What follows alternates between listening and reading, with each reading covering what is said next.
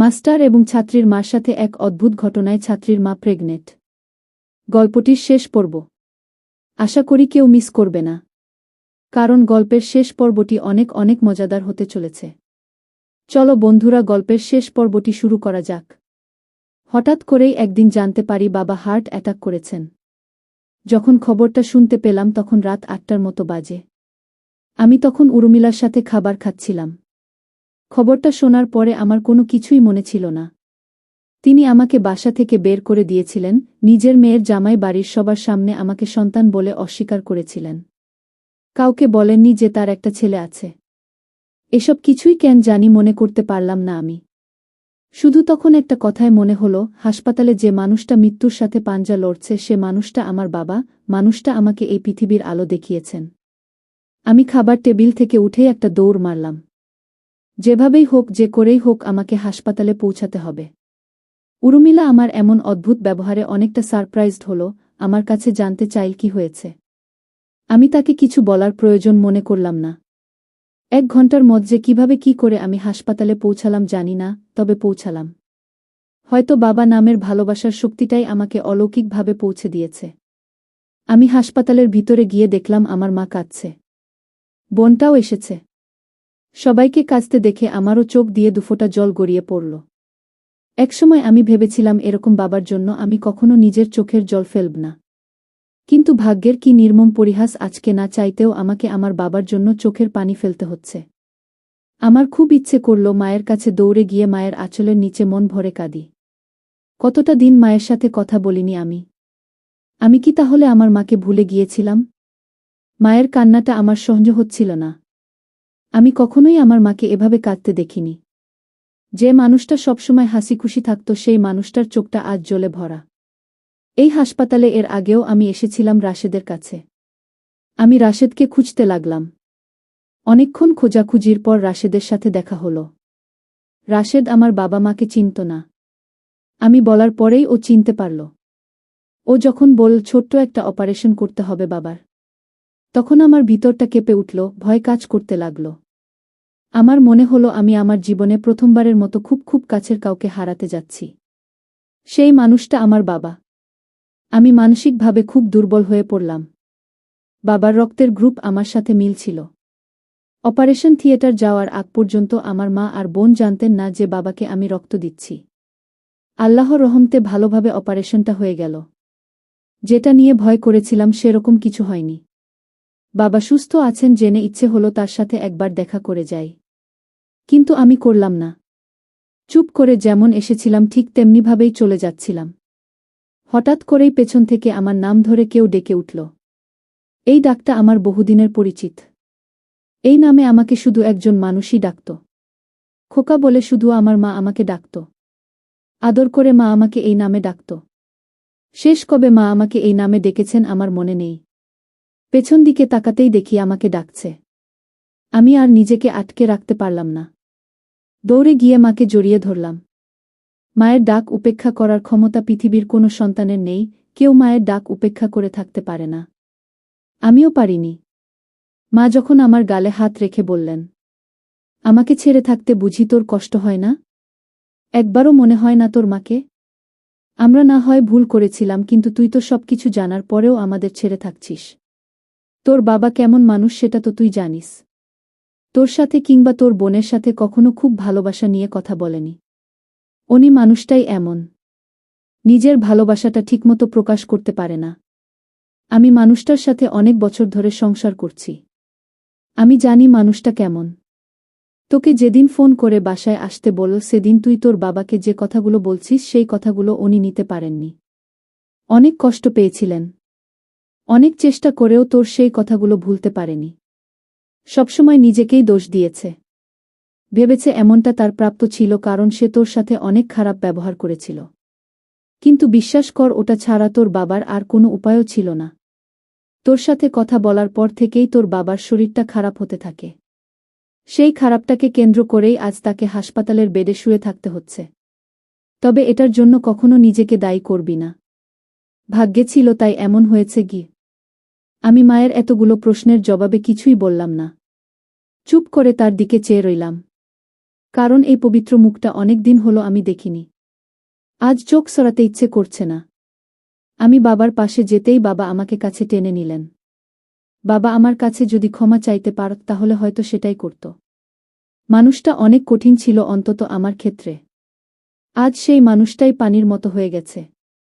আমি আমার বোনের সাথে কথা বললাম না।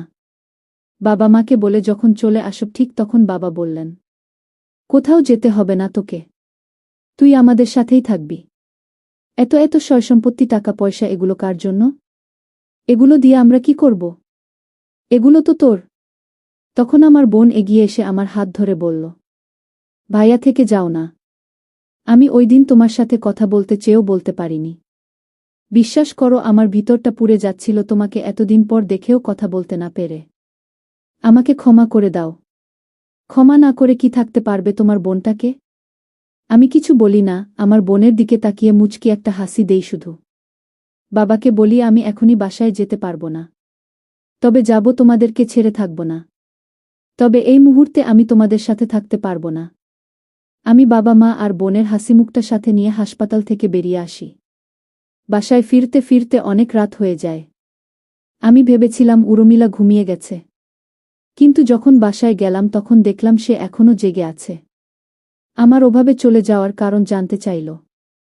আমি তাকে কিছু বললাম না। কয়েকদিন পর উর্মিলা একদিন আমাকে বলল হাসানের সাথে সে দেখা করবে। হাসান আসবে কালকে। কাল 10টার সময় তার সাথে আমাকে যেতে হবে। আমি সরাসরি না বলে দিলাম। ঠিক তখন উর্মিলা বলল, ও এবার পার্কে দেখা করতে চাচ্ছে। এর আগে তো সবসময় রেস্টুরেন্টেই দেখা করেছি। এবার পার্কে কেন বুঝতে পারছি না। তাই আপনাকে সাথে নিয়ে যেতে চাচ্ছি গিয়ে। তখন আমি একটু তিরস্কার করেই বললাম, প্রেমিক প্রেমিকার মধ্যে আমি কেন যাব? যা করতে ইচ্ছে হয় তাই করবেন। এতদিন ধরে প্রেম করেন অথচ বয়ফ্রেন্ডের সাথে পার্কে দেখা করতে এত ভয়? কি করবে বড় জোর? চুমু খাবে, জড়িয়ে ধরবে? যাকে ভালোবাসেন তার সাথে এসব করতে পারবেন না? আমি কথাগুলো বলেছিলাম উর্মিলার রিয়াকশনটা দেখার জন্য। সে যে এতটা রিয়াক্ট করবে বুঝতে পারিনি। সে রাগে কাঁপতে কাঁপতে বলল, আমাকে আপনি এমন ভাবেন? ভালোবাসি বলেই যে বিয়ের আগে এসব নোংরামি করব এমন মেয়ে আমি না। আর অতটা বোকাও না। যদি আবার তৃতীয় বিশ্বযুদ্ধ হয় সেখানে যদি একটা মানুষ নিজেকে সেভ করতে পারে সেই মানুষটা আমি। জীবনে কত ছেলের সাথে বন্ধুত্ব হয়েছে, কতজনের সাথে ঘুরেছি, কেউ কখনো আমার হাতটা পর্যন্ত ধরতে পারেনি। আর আপনি বলছেন আমি এসব করব? আমি তখন আস্তে আস্তে নিজেই নিজেকে বললাম, বিয়ে করেও তো কিছু করতে পারেননি গিয়ে। তখন উর্মিলা কিছু বললেন। আমি বুঝলাম উর্মিলা আমার কথাগুলো শুনতে পেয়েছে। আমি বললাম না না, কিছু বলিনি। পরের দিন 10টার সময় উর্মিলার সাথে পার্কে গেলাম তাকে সেফটি দেওয়ার জন্য। জামাই হয়ে নিজের বুকে বয়ফ্রেন্ডের সাথে দেখা করবার জন্য নিয়ে এসেছি, তাও আবার সেফিটও দিতে হবে। অনেক সময় পার হয়ে গেলেও হাসান আসল না। প্রায় 2 ঘন্টা অপেক্ষা করার পরেও যখন হাসান আসল না, তখন আমরা দুজন পার্ক থেকে বের হয়ে ফুটপাত দিয়ে হাঁটতে থাকলাম। তখন ঘটল ঘটনা। একদল বখাটে ছেলে আমাদের পিছনে লেগেছে। কিছু পথ যাওয়ার পরে রাস্তার পাশে একটা ফাঁকা জায়গায় আমাদের দাঁড় করালো। দলনেতার বেশে যে ছেলেটা ছিল সে আমাদেরকে বলল, তোরা জানোস না এই এরিয়াটা খুব ডেঞ্জারাস? তোরা যে প্রেম করতাছস, তোগরে বাসায় কি কেউ জানে? বাপ মায়ের নাম্বার দেগি। তখন উর্মিলা ওই ছেলের কথার মাঝে বলল, আমরা প্রেমিক প্রেমিকা না তো, আমরা দুজন স্বামী স্ত্রী গো। তখন তারা আমাদের কথা বিশ্বাস করল না। একজন বলে উঠল, ভাই এদের থেকে কিছু মজা নেওয়া যাক। ওদের দুজনকে চুমু খেতে বলেন। যদি স্বামী স্ত্রী হয় তাহলে এটা করতে সমস্যা হবে না। আরেকজন ওকে ধমক দিয়ে বলল, আরে বেটা চুপ কর। এটা কোনো পরীক্ষাই হতে পারে না। গবেষণা করে দেখা গেছে স্বামী স্ত্রীর থেকে প্রেমিক প্রেমিকা বেশি চুমু খায়। কাজেই এটা দিয়ে বোঝা যাবে না যে ওরা স্বামী স্ত্রী। ওদের জন্য অন্য একটা ব্যবস্থা আছে। তবে প্রথমে ওদের দুজনকে চুমু খেতে দেই, দেখি কিরকম পারফর্ম করতে পারো। পরে অন্য কিছু নিয়ে ভাবব। আমি উর্মিলার দিকে তাকিয়ে শুধু হাসছি। এ নাকি তৃতীয় বিশ্বযুদ্ধ থেকেও নিজেকে সেভ করতে পারবে। অথচ কয়েকটা বখাটে ছেলের হাত থেকে নিজেকে রক্ষা করতে পারল না। বখাটে ছেলেগুলো আমার আর উর্মিলার দিকে চেয়ে আমাদের অনুভূতিটা বোঝার চেষ্টা করছিল। বুঝতে চাইছিল আসলেই কি আমরা হাজব্যান্ড ওয়াইফ নাকি। ওদের মধ্যে কেউ বিশ্বাস করতে পারছিল না যে আসলেই আমরা স্বামী স্ত্রী। কারণ আমার আর উর্মিলার দূরত্বটা তখনও কমেনি। এক ছেলে বলে উঠল, এরা দুজন স্বামী স্ত্রীও না, প্রেমিক প্রেমিকাও না। দেখেন না একজন আরেকজন থেকে কত দূরে দাঁড়িয়ে আছে। স্বামী স্ত্রী হলে তো একজন আরেকজনের পাশে খুব কাছাকাছি হাত ধরে দাঁড়িয়ে থাকত। ওই ছেলের কথাগুলো শুনে মুহূর্তের মধ্যেই উর্মিলা আমার খুব খুব কাছে চলে আসল। আমার এই ছোট্ট জীবনে এতটা কাছে কেউ কখনো আসেনি, কোনোদিন না। কতটা কাছে এসেছিল সেটা হয়তো আমি পাঠকদেরকে বুঝাতে পারব না। তবে জেনে রাখুন, এতটা কাছে এর আগে কেউ কারো কাছে আসেনি। আমি জানি অনেকেই বিশ্বাস করবে না, কিন্তু তাতে আমার কিছু যায় আসে না। উর্মিলা যখন আমার খুব কাছে এসে আমার শরীরের সাথে তার নরম শরীরের স্পর্শ দিয়ে আমার হাত ধরে বলল, কে বলেছে আমরা স্বামী স্ত্রী না? ওর সাথে আমার অভিমান হয়েছে তাই এমন করেছি। তখন বখাটে ছেলেদের দলপতি আমাদের দিকে তাকিয়ে বলল, যেহেতু আপনারা স্বামী স্ত্রী তাহলে আমরা যেটা বলছি ওটা করে ফেলুন, না হলে আমরা ভিন্ন কিছু করতে বাধ্য হব। আর সেই ভিন্ন কিছুটা আপনাদের জন্য কখনোই ভালো হবে না। বখাটে ছেলেদের দলপতির কথার জবাবে আমি চুপ করে থাকলেও উর্মিলা চুপ থাকল না। সে যে সাহসী একটা মেয়ে, তৃতীয় বিশ্বযুদ্ধে জয় লাভ করার ক্ষমতা রাখে, সেটা প্রমাণ করার জন্যই হয়তো সে বুক উঁচু করে লোকটার দিকে রাগী চোখে তাকিয়ে বলল, এটা কি পাবলিক প্লেসে করার মতো কোনো জিনিস নাকি? এটা হলো পার্সোনাল জিনিস, এটা কেন সবার সামনে করতে হবে? তখন ছেলেটা বলল, এছাড়া আপনাদের উপায়ও নেই। যা করতে বলেছি সেটা করেন তাড়াতাড়ি। উর্মিলা যখন বুঝতে পারল এটা করা ছাড়া এখান থেকে বেঁচে ফেরা সম্ভব না, তখন সে দেরি না করে আমার অপবিত্র ঠোঁটে তার নরম ঠোঁটটা আলগোছে ছুঁয়ে দিল। তখন আমার খুব রাগ হলো। মনে হলো কোনো কিছু চেকে দেখার পর যখন সেটা খেতে ইচ্ছে করে, তখন যদি সেটা খেতে না পারি তখন যতটা খারাপ লাগে আমারও ঠিক ততটাই খারাপ লাগল। উর্মিলার 1 সেকেন্ডের ছোট্ট একটা চুমুতে আমার ভিতর বাহিরে প্রকাণ্ড এক ভূমিকম্পের সৃষ্টি হলেও সেটা থামানোর জন্য উর্মিলার 1 সেকেন্ডের চুমু যথেষ্ট ছিল না। এমন চুমু খাওয়া দেখে বখাটে ছেলেদের দলপতি হাসতে হাসতে বলল, হ্যাল হ্যাল ম্যাডাম, এটা কেমন চুমু? এটা যে কেউ যে কাউকে খেতে পারবে। না আছে কোনো ফিলিংস, না আছে কোনো কেমিস্ট্রি। এটা কোনো আদর্শ স্বামী স্ত্রীর চুম্বন হতে পারে না। এক জোড়া আদর্শ স্বামী স্ত্রীর চুম্বন হবে লোহা আর চুম্বকের মতো। লোহা আর চুম্বক যেমন একসাথে করলে কেউ কাউকে ছাড়তে চায় না, জোর করে টেনে টুনে ছাড়াতে হয়। স্বামী স্ত্রীর চুম্বনও ঠিক সেরকম হবে। তারা চুমু খেতেই থাকবে, খেতেই থাকবে, খেতেই থাকবে। কিন্তু আপনারা তো 1 সেকেন্ডও দুজনের ঠোঁট একত্রে রাখেন নাই। কিভাবে নিজেদেরকে স্বামী স্ত্রী দাবি করেন? তখন উর্মিলা বলল, ভাই আসলে আমাদের নতুন বিয়ে হয়েছে তো তাই এমন। আর বিয়েটা 2 পরিবারের সম্মতিতে হয়েছে। প্রেম ট্রেম করার সুযোগ পাইনি। তাই চুমু খেয়ে প্র্যাকটিস করারও সুযোগ হয়নি আমাদের। তাই ধরতে গেলে এই কিস করাতে আমরা অনেকটা ব্যাকডেটেড। দুজনের একজনও এখনও ঠিকমতো চুমু খেতে পারি না। বাসর ঘরে পর্যন্ত আমরা চুমু খাইনি। বিশ্বাস করেন ভাই, বিশ্বাস না হলে আমার স্বামীকে জিজ্ঞেস করে দেখেন। আমি তো একটু চালাক, ও তো আরও বোকা। কত ভিডিও দেখল চুমু খাওয়া নিয়ে, কিন্তু আফসোসের বিষয় হলো আমার বোকা স্বামীটা এখনও চুমু খাওয়া শিখল না। নাটক সিনেমায় যেভাবে একজন আরেকজনের ঠোঁটে চুমু খায়, বাস্তবে আসলে তেমনটা হয় না। বাস্তবতা ভিন্ন। নাটক সিনেমায় চুমু খেতে গেলে অমিতের স্বাদ পাওয়া যায়, কিন্তু বাস্তবতা বড় নিষ্ঠুর। বাস্তবে সিগারেটের গন্ধ ছাড়া কিছু পাওয়া যায় না। উর্মিলার কথা শুনে আমার হাসি আটকে রাখতে বড় কষ্ট হচ্ছিল। তবুও আটকালাম। এই মেয়ে যে কি দিয়ে তৈরি আজ বুঝতে পারলাম। কিন্তু আমি তো জীবনে কোনোদিন সিগারেট মুখে দেইনি। তাহলে উর্মিলা আমার ঠোঁটে সিগারেটের গন্ধ পেল কিভাবে? এটা নিশ্চয়ই বিরোধী দলের চক্রান্ত। কিন্তু আমার তো কোনো বিরোধী দলই নাই। কে এই জঘন্য কাজটা করবে? নিশ্চয়ই উর্মিলার চালাকি এটা। আমি যখন এসব উদ্ভট চিন্তাভাবনা করছিলাম ঠিক তখন বখাটে ছেলেদের দলপতি উর্মিলাকে ধমক দিয়ে বলল, ফাজলামো করেন আমাদের সাথে? আপনারা দুজন এখন দুজনকে চুমু খাবেন। ঘড়ি ধরে 2 মিনিট চুম্বন করবেন।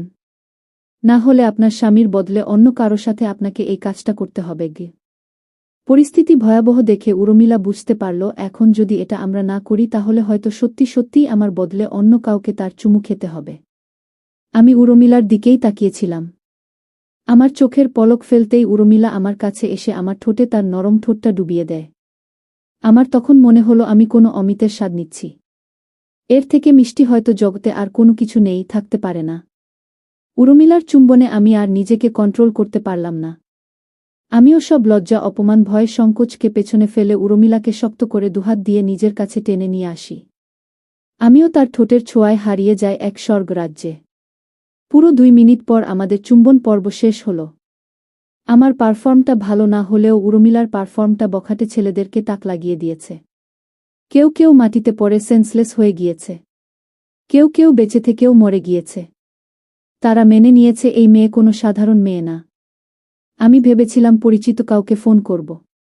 কিন্তু যখন দেখলাম উর্মিলাকে কাছে পাওয়ার একটা সুযোগ আছে, তাই সেটা হাতছাড়া করতে চাইনি। পরে ওই ছেলেগুলো কাউকে ফোন করা ছাড়াই আমাদেরকে ছেড়ে দেয়। আমি আর উর্মিলা ঘোরের মধ্যে বাসায় চলে আসলাম। 2 দিন হয়ে যায় আমি গোসল করি না। আমার ঠোঁট ভিজাই না। ঠিকমতো পানিও খাই না। কারণ উর্মিলার চুম্বনের ছোঁয়াটা আমি এত তাড়াতাড়ি ভুলতে চাই না। সেই যে ওই দিন বাসায় আসার পর কাঁথা গায়ে দিয়ে বিছানায় শুইছি আর উঠার নাম নাই।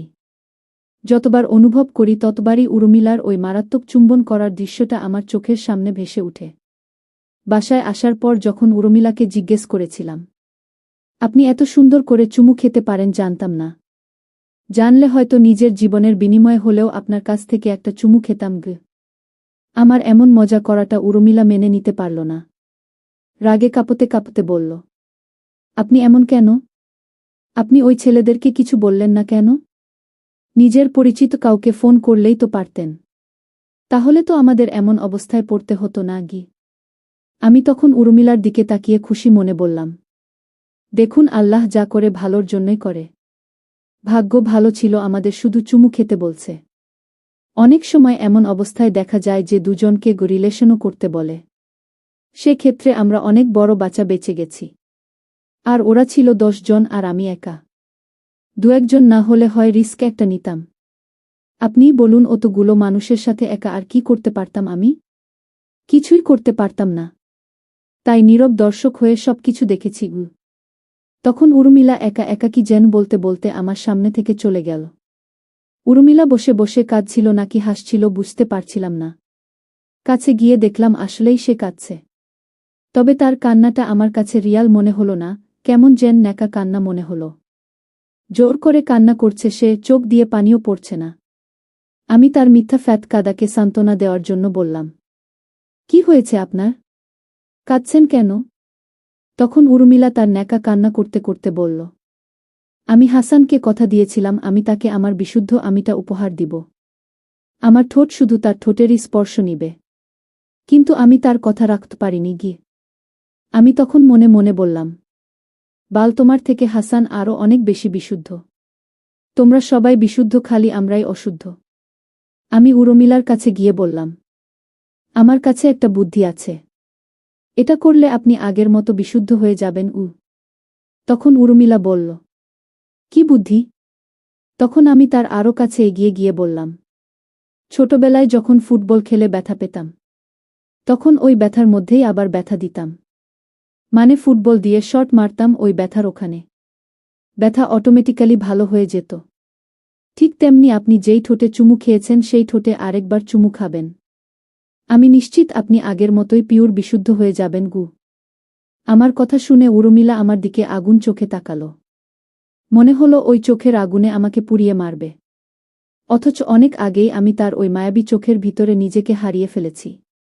বের হওয়ার লোকেশন খুঁজে পাচ্ছি না বলে বের হতে পারছি না। পাঠকরা কেউ লোকেশন খুঁজে পেলে জানাবেন। সত্যি বলতে আজকাল মানুষকে ভালো বুদ্ধি দিতে নেই। আমাকেই দেখুন না। উর্মিলাকে বিশুদ্ধ হওয়ার এত সুন্দর একটা বুদ্ধি দিলাম আর সে আমার উপর রাগ করল। এজন্যই আমি কাউকে কখনো ভালো পরামর্শ দেই না। আস্তে আস্তে উর্মিলা ওই দিনটির কথা ভুলতে লাগলো, একসময় ভুলেও গেল। কিন্তু কেন জানি আমার ভোলা হলো না। কিছু কিছু মানুষ আছে যারা খুব সহজেই কোনো কিছু করে ফেলতে পারে, আবার খুব সহজেই সেটা ভুলেও যেতে পারে। কিন্তু আমি তেমন না। আমার একটা জিনিস মনে ধরে গেলে সেটা ভুলতে অনেকটা সময় লাগে, অনেকটা কষ্ট হয়। উর্মিলা আমার থেকে হয়তোবা আলাদা, তাই তার জিনিসটা ভুলতে তেমন কষ্ট হলো না। উর্মিলা যে আমাকে কখনো ভালোবাসেনি কিংবা আমার জন্য তার হৃদয়ে কখনো ভালোবাসার বীজ বপন হয়নি, সেটা খুব ভালো করেই আমি বুঝতে পারি। আর হলেও সেটা ক্ষণিকের জন্য। কিন্তু একটা প্রশ্ন থেকেই যায়। একজনকে ভালোবাসা অবস্থায় অন্য কোনো মানুষের প্রতি কি কখনো ক্ষণিকের জন্য নিজের হৃদয় মন্দিরে ভালোবাসার জন্ম নিতে পারে? হয়তো পারে না, কিংবা পারে না। উর্মিলা কি আমাকে ক্ষণিকের জন্য ভালোবেসেছিল, যার জন্যই অমন করে আমাকে আদর দিয়েছিল? তার ভালোবাসাটা সবসময় ওই হাসানের জন্য। আমি তার কেউ না, এমনটাই মনে হয়েছে এতদিনে। হঠাৎ করেই একদিন আমি খুব অসুস্থ হয়ে পড়ি, বাঁচব না মনে হয় এরকম অবস্থা হয় আমার। জ্বরে গা পুড়ে যাচ্ছিল, গরমের মাঝেও প্রচণ্ড শীত অনুভব করছিলাম। তখন উর্মিলা আমার অনেক যত্ন নিয়েছিল। টানা 5 দিন আমি বিছানায় পড়েছিলাম। এই 5 দিন উর্মিলা সবসময় আমার পাশে ছিল। আমার মনে হয়েছে এবার বুঝি উর্মিলা আমাকে ভালোবাসা শুরু করেছে।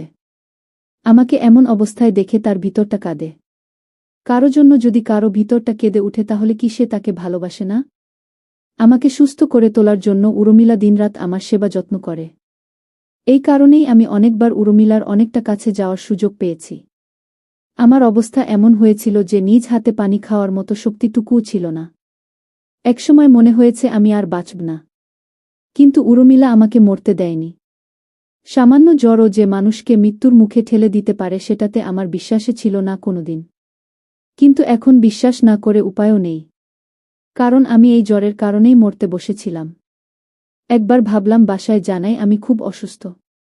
আবার মনে হলো বাবা মা আমার এমন অবস্থার কথা জানতে পারলে আমার কাছে চলে আসবে। তখন তো তারা উর্মিলাকে দেখে ফেলবে। ভাববে আমি তাদেরকে না জানিয়েই বিয়ে করে ফেলেছি। কিংবা কপাল খারাপ থাকলে এটাও ভাবতে পারে আমি মেয়ে নিয়ে আলাদা বাসায় থাকছি, ফুর্তি করে বেড়াচ্ছি। বাবা মা হলেও তো তারা মানুষ। আর মানুষ যা দেখে তাই বিশ্বাস করে, অন্তত সত্য মিথ্যা পরখ করার আগ পর্যন্ত। কিন্তু ততদিনে নির্দোষ মানুষটাকে ভুক্তভোগী ঠিকই হতে হয়, যেমনটা একবার আমি হয়েছিলাম। কাজেই অবস্থা অনেক খারাপ হলেও আমি বাবা মা কিংবা আমার বোনকে আমার এমন মারাত্মক অসুস্থ হওয়ার খবরটা জানালাম না। প্রায় 14 দিন পর আমি পুরোপুরি সুস্থ হলাম। আমার অসুস্থতা যে উর্মিলা আর আমাকে আগের থেকে অনেকটা ক্লোজ হতে সাহায্য করছে, সেটা আমি বুঝতে পারি। একদিন রাতে দেখলাম উর্মিলা কার সাথে যেন ফোনে কথা বলছে। আমি খুব স্পষ্ট শুনতে পেলাম সে কাকে যেন বলছে। আমি আসলে হাসানকে ভালোবাসি নাকি ওকে ভালোবাসি, আমি অনেকটা কনফিউজড। ওর সাথে আমার সময় কাটাতে অনেক ভালো লাগে, ওর সাথে থাকলে আমার মন হয় না আমি খারাপ থাকি। আমি হাসানের সাথে কোথাও একা যেতে সাহস পাই না, ইচ্ছে হয় না। কিন্তু ওর সাথে ঠিকই আমি যে কোন জায়গায় যাওয়ার সাহস পাই। ও যখন আমার পাশে থাকে তখন আমি হাসানকে খুব একটা মনে করতে পারি না। কিন্তু হাসানের সাথে থাকলে ঠিকই ওকে আমার মনে পড়ে। ও যেদিন আমাকে আর হাসানকে রেখে চলে আসল, সেদিন সারাদিন আমি হাসানের সাথে থেকেও ওকে খুব মিস করেছি। মনে হয়েছে ও আমার সাথে থাকলে কতই না ভালো লাগত। অথচ হাসান আমাকে সেদিন কত সুন্দর সুন্দর জায়গায় ঘুরিয়ে দেখাল, আমার মন ভরল না। এত কিছুর পরেও মনে হয় আমি যদি হাসানকে ভালো না বাসি তাহলে আমি প্রতারক হব, বেঈমান হব। একজনকে ভালোবাসা অবস্থায় অন্য কাউকে ভালোবেসার মতো অপরাধ করেছি আমি। আমার ওর সাথে থাকতে ভালো লাগে, ওকে আমি ভালোবাসি কিনা সেটা বুঝতে পারি না। এমন কেন হয় আমার সাথে? আমি কেন বুঝতে পারি না? আচ্ছা, এমন কি কারো সাথে হয়? একজনকে ভালোবাসা অবস্থায় অন্য কারো প্রতি ভালো লাগা, ভালোবাসার সৃষ্টি হয়। এটা তো অন্যায়। আমি কি সেই অন্যায়টাই করছি না? হাসানকে আমি কথা দিয়েছি সবসময় ওর পাশে থাকব, আমি কখনো ছেড়ে যাব না। আর এখন আমার অন্য একটা মানুষের সাথে থাকতে ভালো লাগে। আমি তো ভালোবাসার মানুষের কাছে কখনোই একজন প্রতারক প্রেমিকা হিসেবে বেঁচে থাকতে চাই না। আমি আমার ভালোবাসার মানুষের বিশ্বাসটা ধরে রাখতে চাই। হাসান আমাকে অনেক বিশ্বাস করে বলেই একটা ছেলের সাথে এক ছাদের নিচে এক বাসায় আমাকে থাকতে দিয়েছে। আর আমি কিনা তার বিশ্বাসটাই ভাঙতে শুরু করেছি। আমি উর্মিলার মুখ থেকে নিজের সম্পর্কে এমন কথা শুনে খুব অবাক হলাম না। কারণ এই কয়েকদিনে উর্মিলাকে দেখে বিষয়টা আমি একটু হলেও বুঝতে পেরেছি। সে আসলে দ্বিধাদ্বন্দ্বে ভুগছে। ওই দিন হাসান না আসার কারণে আমাদের দুজনকে কি একটা অবস্থায় না পড়তে হয়েছিল। যদিও অবস্থাটা আমার জন্য খারাপ ছিল না। আমি মনে প্রাণে চেয়েছিলাম এমন কিছু হোক। পরে যখন হাসান উর্মিলাকে বলেছিল তার একটা কাজ ছিল, সে কারণেই আটকে গিয়েছিল, তাই আসতে পারেনি, তখন উর্মিলা বিষয়টা চেপে গিয়েছিল। সে হাসানকে একবারের জন্য জিজ্ঞেস করেনি কেন সে ফোন করে জানায়নি সে আসতে পারবে না। কিন্তু উর্মিলা তেমন কিছু হাসানকে বলেনি।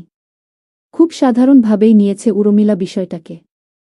অথচ সে হাসানের উপর অনেক রাগ করতে পারত, অনেক অভিমান করতে পারত। কিন্তু এসবের কোনো কিছুই সে করেনি। এসব কি প্রমাণ করে না উর্মিলা আমার প্রতি একটু হলেও দুর্বল? আমি যদি একটু বেশি আশা করি তাহলে হয়তো উর্মিলা আমাকে ভালোবাসে। ভালোবাসার মানুষের কাছ থেকে প্রত্যাশা একটু বেশিই থাকে। আর আমি যদি ভুল না ভাবি তাহলে এই কয়েকটা দিনের ব্যবধানে উর্মিলা নামক সুন্দর মনের মেয়েটাকে আমি ভালোবেসে ফেলেছি। আমি উর্মিলার সব কথাই শুনলাম, কিন্তু অপর পাশের মানুষটা আসলে কে সেটা আজ করতে পারলাম না। শর্মিলা নয়তো? এমন না তো গোপনে গোপনে আমার বিষয়টা উর্মিলা শর্মিলার সাথে অনেক আগেই শেয়ার করেছে? শর্মিলা ছাড়া সে আর কার সাথে কথা বলবে? আমার জানামতে তো তার এসব কথা বলার মতো শর্মিলা ছাড়া আর কেউ নাই। আমার ধারণা ভুলও হতে পারে।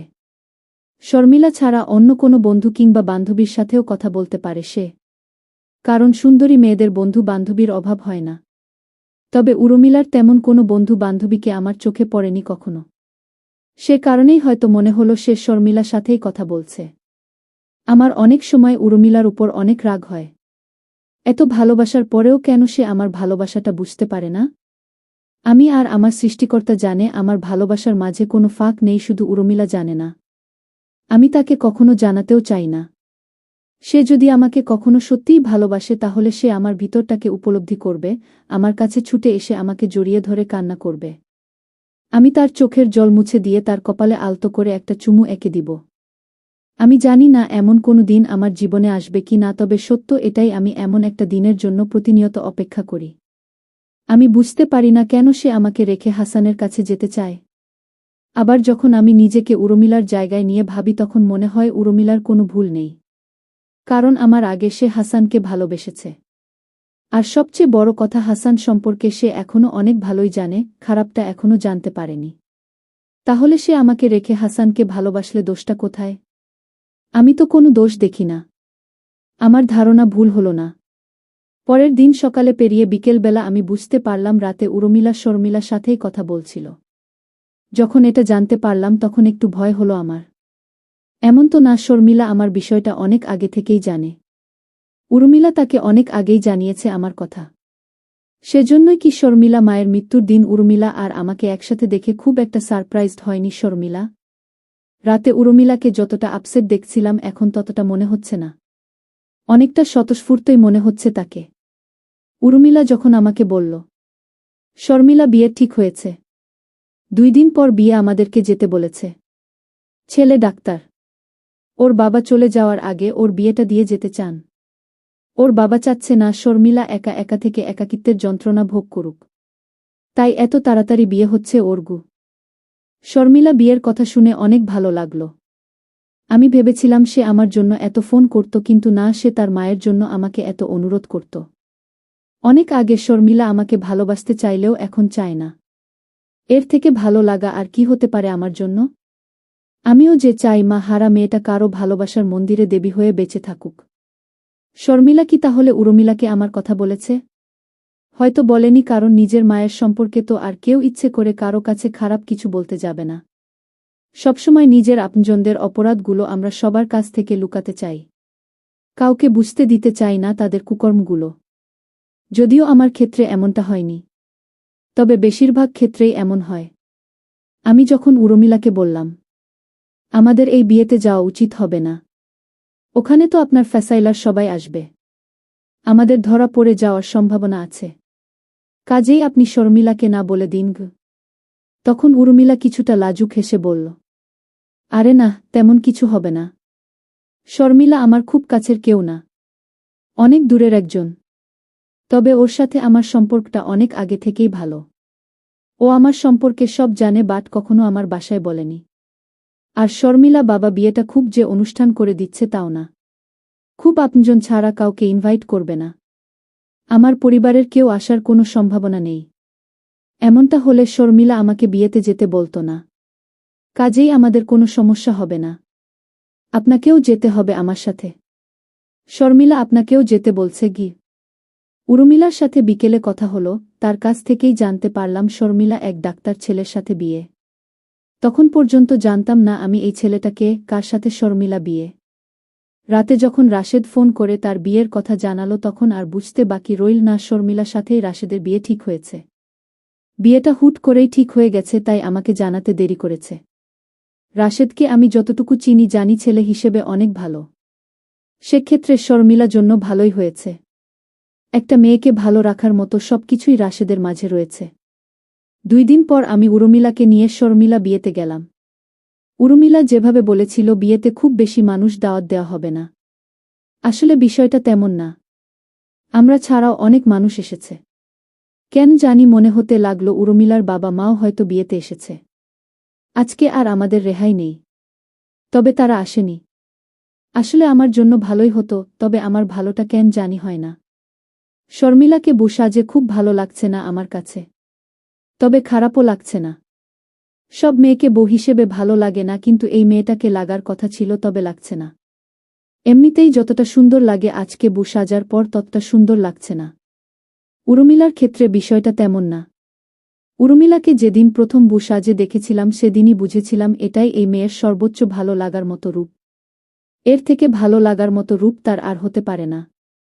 উর্মিলাকে সাজলে যতটা সুন্দর লাগে শর্মিলাকে ততটা লাগছে না, তবে সুন্দর লাগছে। কোনোরকম ঝামেলা ছাড়াই বিয়েটা হয়ে গেল। আমাদেরও কোনো সমস্যায় পড়তে হলো না। বিয়ে শেষ হতে হতে অনেক রাত হয়ে গেল। বাসর ঘর সাজালাম আমি আর উর্মিলা দুজন মিলে।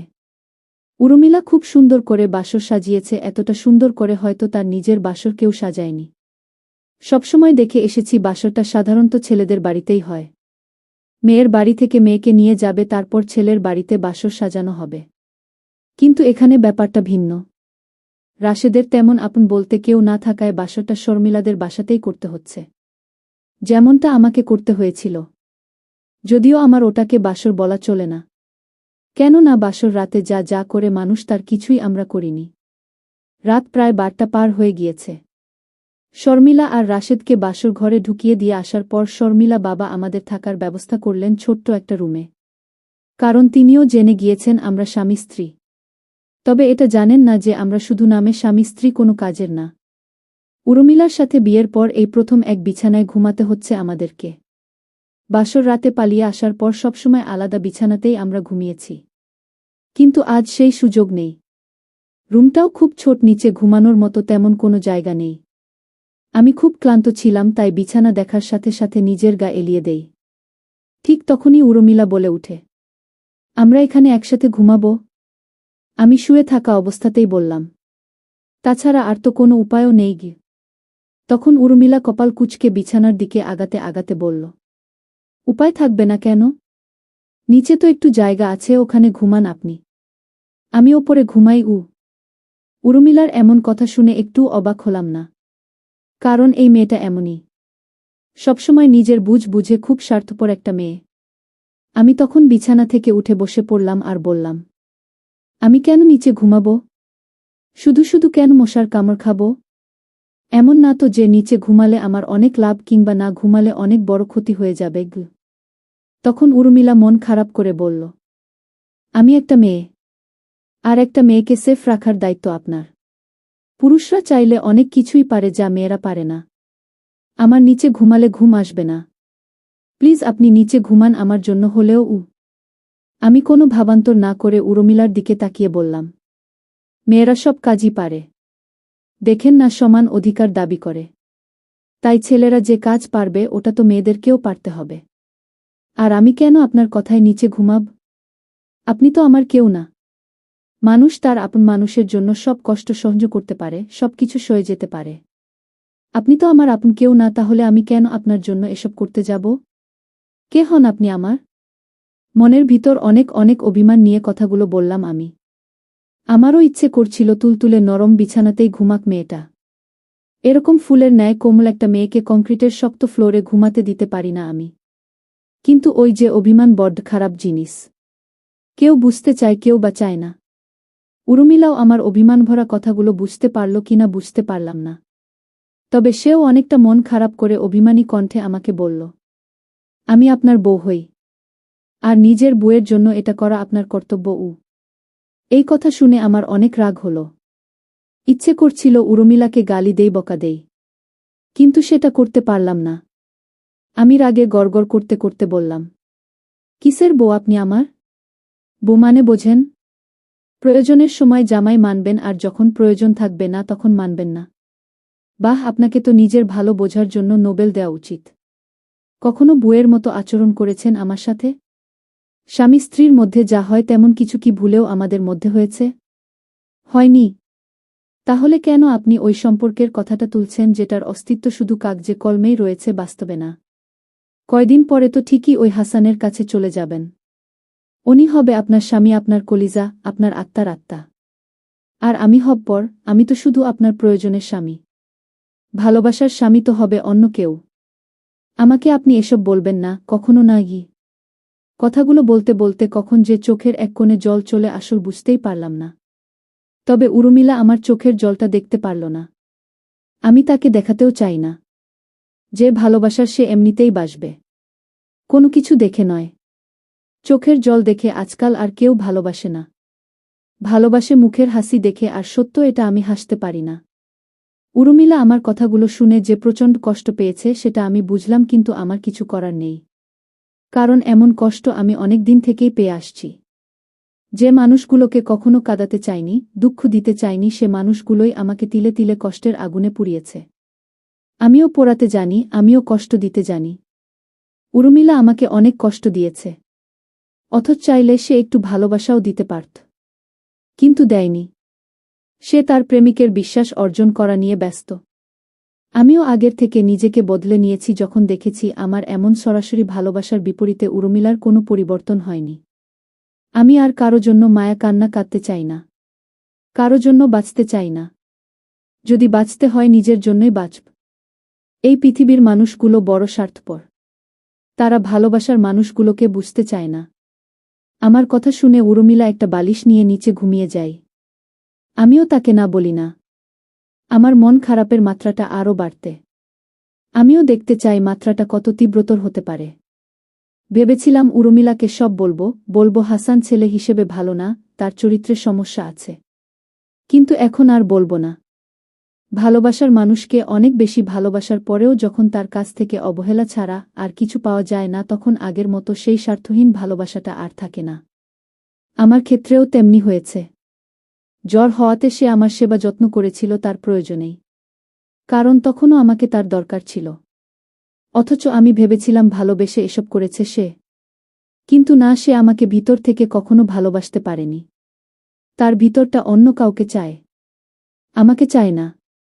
সকালে ঘুম থেকে উঠে দেখি উর্মিলা নেই। বুঝলাম রাতে সে ঘুমাতে পারেনি। বাহিরে গিয়ে দেখলাম বারান্দায় একটা চেয়ারে বসে আছে। কাছে যেতেই তার দিকে তাকিয়ে বুঝলাম কাল রাতে অনেক কষ্ট সহ্য করেছে। মশার কামড়ে ফর্সা গাল দুটো লাল হয়ে ফুলে গিয়েছে। আমি তার কাছে গেলেও সে আমার সাথে কোনো কথা বলল না। 2 দিন পর আমরা বিয়ে বাড়ি থেকে চলে আসলাম। উর্মিলার সাথে সম্পর্কটা আবার আগের মতো হতে লাগল। পাশাপাশি রুমে থাকলেও খুব একটা কথা হয় না। আমি বুঝতে পারি ওই দিন রাতে সে অনেক রাগ করেছে, অনেক অভিমান করেছে আমার উপর। সেই অভিমানটা হয়তো তাকে আমার থেকে দূরে সরে যেতে সাহায্য করছে। কারণ অভিমানও মানুষকে দূরে ঠেলে দিতে পারে, পর করতে পারে। আমারও ইচ্ছে নেই তার অভিমানটা ভাঙানোর। কারণ অভিমান ভাঙানোর জন্য একটা অধিকার থাকা দরকার। সেই অধিকারটা সে আমাকে কখনো দেয় নাই। 1 মাস পরের কথা। উর্মিলা একদিন আমার রুমে এসে আমাকে বলল, কাল আমি চলে যাচ্ছি। হাসান আমার জন্য অপেক্ষা করবে বলেছে। আমি সবসময়ের জন্য তার কাছে চলে যাচ্ছি। আপনার সাথে অনেক দিন ছিলাম আমি। আপনি আমার কাছে অনেক পাওনা আছেন। আপনি না থাকলে হয়তো এই পথটা আমি পাড়ি দিতে পারতাম না। আপনার আমার পেছনে যত টাকা খরচ হয়েছে আমি সব দিয়ে দিব। আপনার সাথে অনেক খারাপ ব্যবহার করেছি, আমি সেগুলোর জন্যও দুঃখিত। অনেক সময় আপনাকে অনেক আপন মনে হয়েছে, ভালোবাসি বলেও মনে হয়েছে। এখনো কেন জানি মনে হয় আপনি আমার অনেক আপন কেউ। কিন্তু বাস্তবতা তো ভিন্ন জিনিস। আপনার সাথে বিয়েটা ছিল একটা দুর্ঘটনা। আমি জানি না আমি কি করছি, ভুল করছি না সঠিক করছি সেটাও জানি না। তবে আপনার কাছে আমি সারা জীবন কৃতজ্ঞ থাকব, মনে রাখব। আমিনুল নামে একজন মানুষ ছিল, যে মানুষটার সাথে এতটা দিন একসাথে থাকার পরেও কখনো আমার দিকে কখনো খারাপ চোখে তাকায়নি, বিয়ে করা বউ হওয়ার পরেও কখনো স্বামীর দাবি নিয়ে আমার উপর অধিকার দেখাতে আসেনি। আপনি সত্যি অসাধারণ একজন মানুষ। আপনি কি আমার শেষ একটা অনুরোধ রাখবেন? উর্মিলার দিকে তাকিয়ে বললাম। মেয়েরা অসাধারণ মানুষ তারপর আমি কিছু বলি না, অবাক চোখে উর্মিলার দিকে তাকিয়ে থাকি। ভাবতে থাকি আমি মানুষটা কতটা অবহেলার পাত্র। জীবনে কমবেশি সবার কাছেই অবহেলার শিকার হয়েছি আমি। বাবা মা বোন বন্ধু বান্ধবী ভালোবাসার মানুষ সবাই আমাকে কোনো না কোনো কারণে অবহেলা করেছে। কারো ক্ষেত্রে হয়তো আমাকে অবহেলা করার কোনো কারণ ছিল, কারো ক্ষেত্রে হয়তো ছিল না। তবে করেছে সবাই। উর্মিলাকে দেখে আমার ওই কথাটা মনে হচ্ছে। আমিনুর রহমান একটা গল্পে বলেছিলেন, যে চলে যেতে চায় তাকে যেতে দিন, এটাই আপনার জন্য ভালো। আপনি তাকে ভালোবেসে ভালো রাখার দায়িত্ব নিতে চেয়েছিলেন, কিন্তু সে বিশ্বাস করে আপনার থেকে অন্য কেউ তাকে ভালো রাখবে। কি দরকার যে মানুষগুলো থাকতে চায় না তাদেরকে রেখে দেওয়ার বৃথা চেষ্টা করার? যে আপনাকে সত্যিই ভালোবাসে, কোনো না কোনো কারণ দেখিয়ে সে আপনার কাছে থেকে যাবে। আর যে ভালোবাসে না কিংবা ভালোবাসার মতো অভিনয় করে নিজের প্রয়োজনে, সে আপনাকে ছেড়ে যাওয়ার জন্য কারণ খুঁজবে, থেকে যাওয়ার জন্য না। আমি যখন কিছু বললাম না তখন আবার উর্মিলা আমাকে বলল, ওর ট্রান্সফারটা হয়নি, কাল স্টেশনে আসবে আমাকে নেওয়ার জন্য। আমাকে ওখানে থাকতে বলেছে। একা তো আর এত কিছু নিয়ে যাওয়া সম্ভব না। তাই বলছিলাম আপনি যদি একটু সাহায্য করতেন। আমি উর্মিলার দিকে তাকিয়ে হাসি। উর্মিলা আমার হাসির কারণটা বুঝতে পারে না। আমি উর্মিলাকে বললাম, এতদিন যখন আপনার প্রয়োজনে এসেছি, শেষবেলায় এসেও আপনাকে সাহায্য করব। আমি আপনার মতো না। আর হ্যাঁ, টাকার কথা বললেন তো? যতটা ছোট মনের মানুষ ভাবেন আসলে ততটা ছোট মনের মানুষ আমি না। আমার যদি আপনার কাছ থেকে টাকাগুলো ফেরত নেওয়ার ইচ্ছা থাকতো তাহলে কখন খরচই করতাম না। কথাগুলো বলে আমি আমার রুমে চলে যাই। সারারাত মন খারাপ করে শুয়ে থাকি। কালকে উর্মিলা আমাকে ছেড়ে চলে যাবে এটা মানতে কষ্ট হচ্ছে। কাল থেকে আবার আমি একা হয়ে যাব। উর্মিলাকে হাসানের কাছে রেখে আমি আমার বাবা মায়ের কাছে চলে যাব। উর্মিলারও কি আমার মতো মন খারাপ? কারণ সেও তো আমার সাথে অনেক দিন ছিল। তার কিছুটা মন খারাপ তো আমি দাবি করতেই পারি। রাতে ভালো করে ঘুম হয়নি, যার কারণে অনেকটা বেলা করে ঘুম ভাঙল। ঘুম থেকে উঠে দেখলাম উর্মিলা সবকিছু রেডি করে ফেলেছে। বুঝলাম হাসানের কাছে যাওয়ার জন্য ওর খুব তাড়া।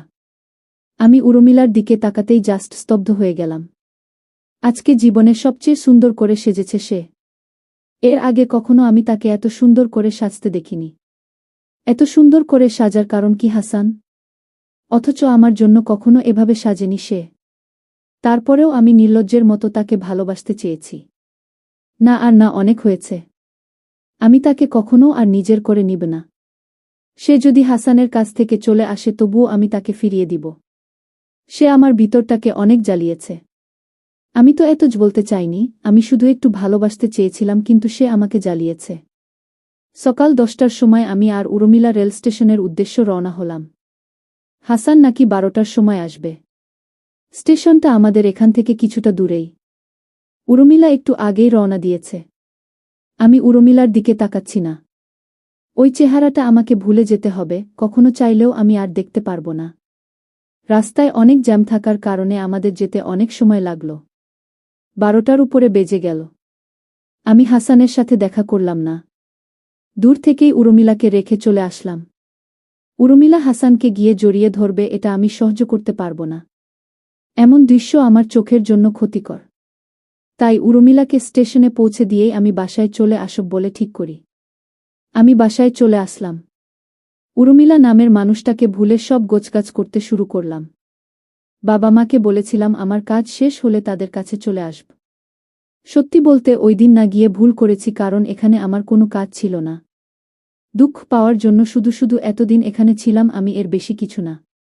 বিকেল 4টা বাজে। আকাশের দিকে তাকিয়ে আছি, আজও আকাশটা মেঘে ঢাকা।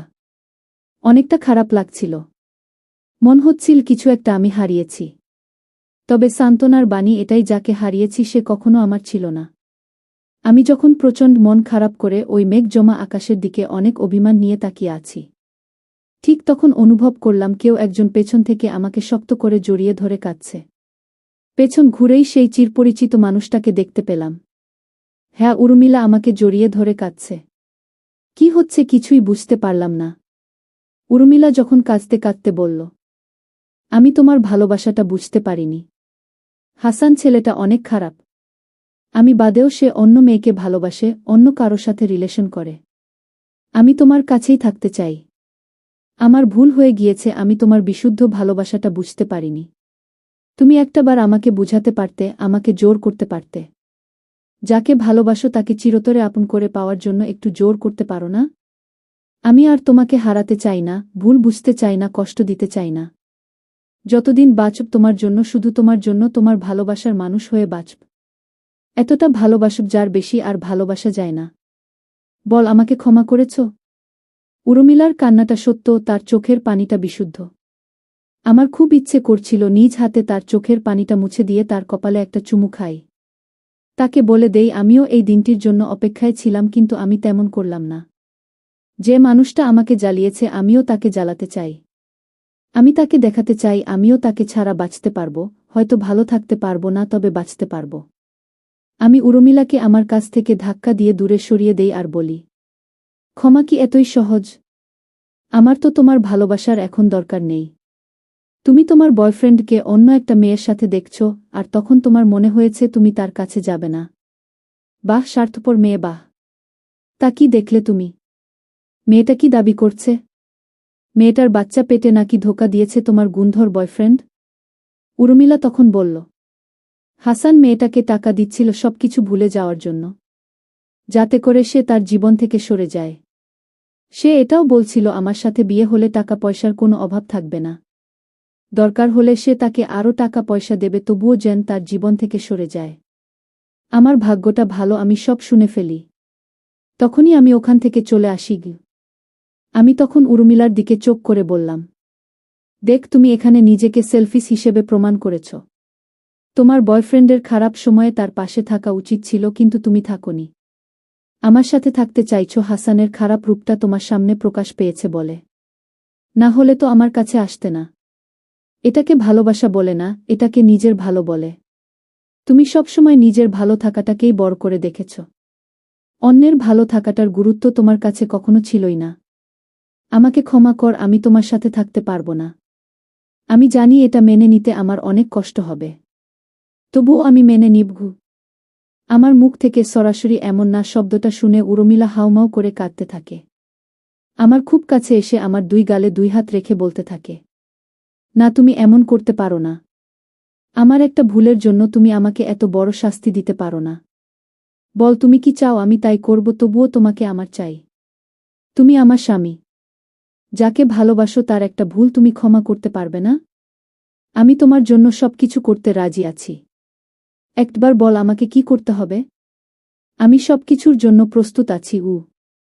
আমি আমার গাল থেকে উর্মিলার হাত দুটো সরিয়ে দিয়ে বলি, অনেক দেরি করে ফেলেছে তুমি। এই কথাগুলো যদি তুমি আর একটা দিন আগে বলতে, পুরো পৃথিবী সমতুল্য ভালোবাসা দিয়ে তোমাকে বরণ করে নিতাম আমি, কিন্তু তুমি সেটা করনি। তুমি অনেকটা দেরি করে ফেলেছ। আমাদের মতো ছেলেরা অন্ধকারে জোনাক পোকার মতো ঘুরে বেড়ায়। যারা ভালোবেসে ধরে রাখতে পারে তারা ভাগ্যবান, যারা ভালোবাসার পরেও বুঝতে পারে না তারা কপাল পোড়া। যারা হারিয়ে আবার ফিরে পেতে চায় তারা দুর্ভাগা। কারণ আমরা ফিরি না, আমরা মহাকালের অন্তঃপুরে হারিয়ে যাই। অন্ধকারের মধ্যে আলো ছড়াতে ছড়াতে জোনাক পোকার মতোই একসময় অন্ধকারে বিলীন হয়ে যাই আমরা। তোমাদের মতো মেয়েরা আমাদেরকে ধরে রাখার ক্ষমতা রাখো না। আমাদের মতো ছেলেদেরকে তোমার ডিজার্ভ করো না। কারণ আমরা সত্যিই অনেক অনেক ভালো ছেলে, যেটা তোমরা কখনো বুঝতে পারো না, পারলেও দেরিতে। আমাকে না পাওয়ার আফসোস নিয়ে তিলে তিলে মরবে তুমি, এটাই হবে তোমার জন্য আমার ভালোবাসার শাস্তি। আমি কাল চলে যাব। তুমিও চলে যেও তোমার বাবা মায়ের কাছে। বাবা মাকে জীবনে অনেক ধোঁকা দিয়েছ। তাদের কাছে ক্ষমা চেয়ে দেখে তারা ক্ষমা করে দিবে। তাদের পছন্দেই বিয়ে করে নিও, সুখী হবে। না হলে এখানে থেকেই নতুন কাউকে খুঁজে নিও, ঠিক হাসানের মতো গিয়ে। কথাগুলো বলার পর উর্মিলার দুচোখ বেয়ে অঝোর ধারায় বর্ষণ হতে থাকে। আমি বুঝতে পারি আমার কথাগুলো তার ভিতরটাকে অনেক আঘাত করেছে, সে ভীষণ কষ্ট পেয়েছে। উর্মিলা আর কোনো কথা বলতে পারে না, কারণ আমি তার সব কথা কেড়ে নিয়েছি। সকাল হলে আমি আমার নিজের বাসায় চলে যাই। উর্মিলা অনেক অনুরোধ করে থেকে যাওয়ার জন্য, কিন্তু আমি থাকি না। সে বুঝুক ভালোবাসার মানুষকে না পেলে কেমন লাগে। চলে আসার আগে আমি বিয়ের কাবিন নামাটা সাথে করে নিয়ে আসি আর বলি, তুমি যদি কখনো বিয়ে করতে চাও আমাকে বলবে, আমি তোমাকে ডিভোর্স পেপারটা পাঠিয়ে দিব।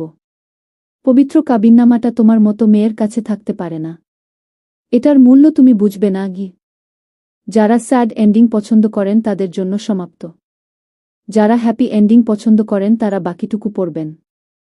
বাসায় আসার পর পিহা আমাকে অনেক ফোন দেয়, আমি তার ফোন ধরি না। আমি তাকে ছেড়ে বাঁচা শুরু করি। শুধুমাত্র আমার জন্য বাঁচা শুরু করি আমি।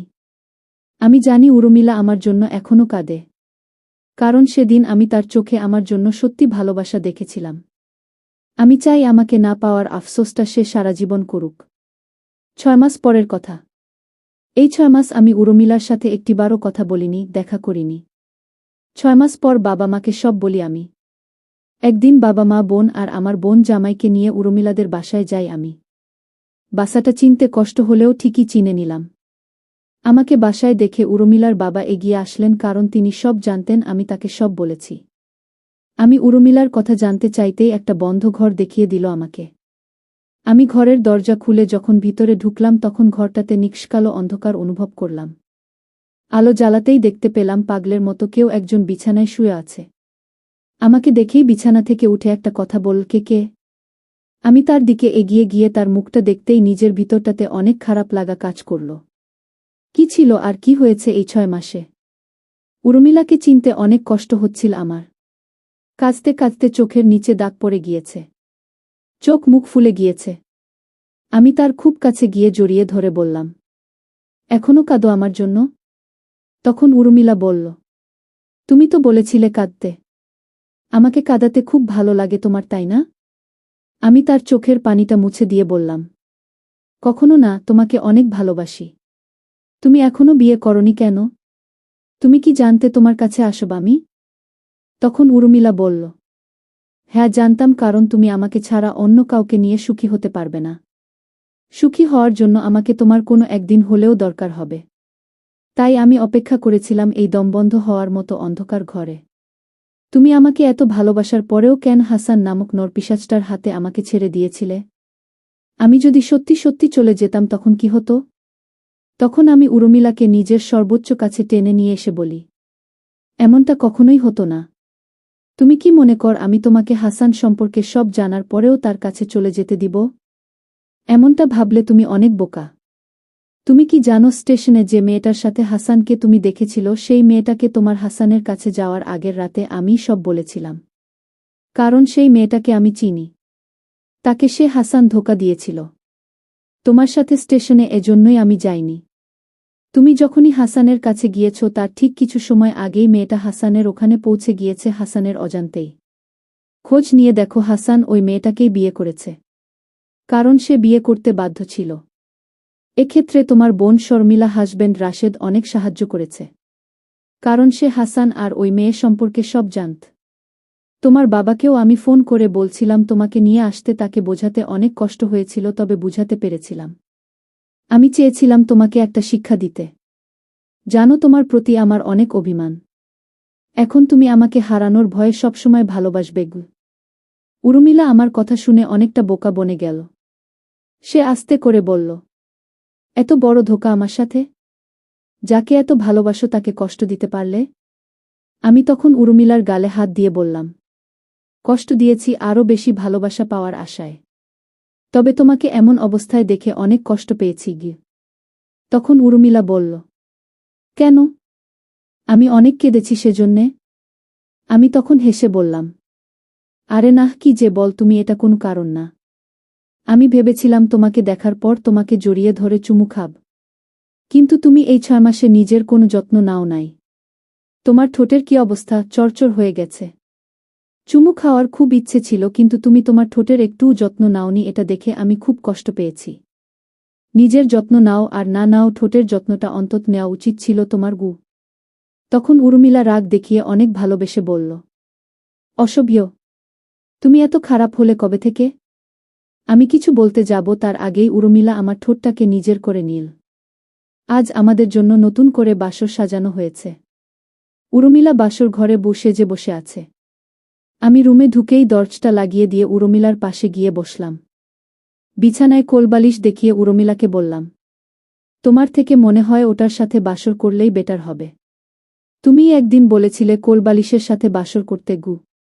আমার এমন কথা শুনে উর্মিলা প্রচণ্ড রেগে গেল। সে বিছানার উপরে থাকা কোলবালিশটা নিয়ে জানালা দিয়ে বাহিরে ফেলে দিল। আমি তাকে যখন বললাম, কি করলে তুমি? ওটা অনেক দাম দিয়ে কিনেছিলাম আমি। বিয়ের আগে ওটাই আমার একমাত্র ভালোবাসার মানুষ ছিল। আর তুমি কিনা ওটা ফেলে দিলে? তখন উর্মিলা আমার পাঞ্জাবির কলার চেপে ধরে বলল, আমি ছিলাম না তখন তোমার এটার দরকার ছিল। এখন তো আমি আছি, তাহলে ওটা দিয়ে কি ঘাস কাটবে তুমি? যতদিন বাঁচব আমাকেই না হয় কোলবালিশ হিসেবে ব্যবহার করো। দুজন দুজনের কোলবালিশ হয়ে আজীবন বেঁচে থাকব। আর ভুলেও যেন ওটার কথা না শুনি গি। আমি উর্মিলাকে জড়িয়ে ধরে ঘুমিয়ে পড়ি। সকালে ঘুম থেকে উঠে দেখি উর্মিলা আমার সামনে 2টা টিকিট হাতে বসে আছে। আমি জিজ্ঞেস করতেই উর্মিলা বলল, হানিমুনের টিকিট বাবা আমাদের বিয়ের গিফট হিসেবে দিয়েছে। আমি বললাম, হানিমুনে কোথায় যেতে হবে? কক্সবাজার না জাফলং? তখন উর্মিলা বলল, কক্সবাজারও না জাফলংও না, সোজা সুইজারল্যান্ড। আমি রাগ করে বলি, এত টাকা খরচ না করলেও পারতে। বাংলাদেশেই তো সুন্দর হানিমুন করা যেত। তখন উর্মিলা আমার হাতে হাত রেখে বলল, আমার বাবা এত এত টাকা পয়সা দিয়ে কি করবে বল? ওসব তো আমারই। আর আমি তোমার। টাকাগুলোও তোমার। আমার সব কিছুই তো তোমার গু। আমি কিছু বলি না, শুধু উর্মিলার হাত শক্ত করে চেপে ধরে এগিয়ে গিয়ে বলি, এত ভালোবাসা কই রাখবো আমি? তখন উর্মিলা বলে, কোথাও রাখতে হবে না, আমাকে ফেরত দিও। আজকের মতো গল্পটি এখানেই শেষ করলাম। বন্ধুরা, গল্পটি শুনে কেমন লাগলো কমেন্টে জানাবে, আর চ্যানেলটি সাবস্ক্রাইব করে পাশে থাকো এমন শিক্ষামূলক গল্প শোনার জন্য। পুরো গল্পটি শুনতে চাইলে ডেসক্রিপশনে লিংক দেওয়া আছে। তোমাদের সুস্থতা কামনা করে আজকের মতো এখানেই শেষ করলাম। ধন্যবাদ।